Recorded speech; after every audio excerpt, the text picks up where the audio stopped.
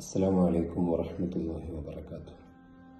മഹാനായ അലി ഇബ്നു അബി ത്വാലിബ് റളിയല്ലാഹു അൻഹു പാടുന്നുണ്ട്, വലൗ അന്നനാ ഇദാ മത്നാ തുരിക്നാ ലകാനൽ മൗതു റാഹത കുല്ലി ഹയ്യിൻ. മരണത്തോടുകൂടെ ഒരു മനുഷ്യൻ്റെ എല്ലാ കാര്യവും അവസാനിക്കുമായിരുന്നെങ്കിൽ മരണം അവന് ഖൈറായിരുന്നു, സന്തോഷമായിരുന്നു. പക്ഷെ വലാകിന്ന ഇദാ മത്നാ ബഅസ്നാ വനുസ്അലു ബഅദഹാ അൻ കുല്ലി ഷൈഇൻ.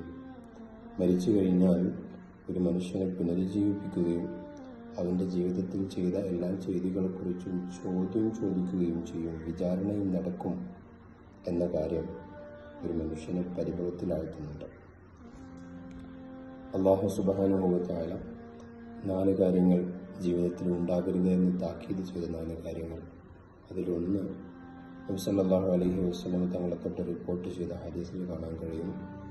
ഖബറിൻ്റെ ചാരത്ത് നിന്നുള്ള ചിരിയാണ്. മുഹമ്മദ് ബിൻ സിമാക്ക് റളിയല്ലാഹു അൻഹു മഹാനവറുകളുടെ ഖബറിലേക്ക് നോക്കിയിട്ട് പറയുന്നുണ്ട്, ലാ യഗ്റന്നകും സുകൂതു ഹാദിഹിൽ ഖബർ.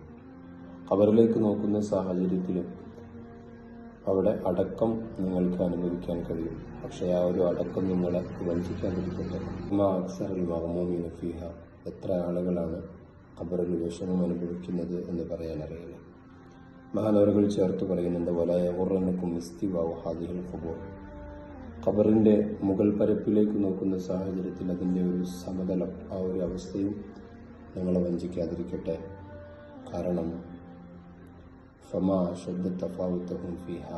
അതിൻ്റെ ഉള്ളിൽ ഏതെല്ലാം രൂപത്തിലാണ് അവർ കിടക്കുന്നത്, ശിക്ഷകൾ അനുഭവിക്കുന്നത്, പ്രയാസം അനുഭവിക്കുന്നത് എന്ന് പറയാനറിയില്ല.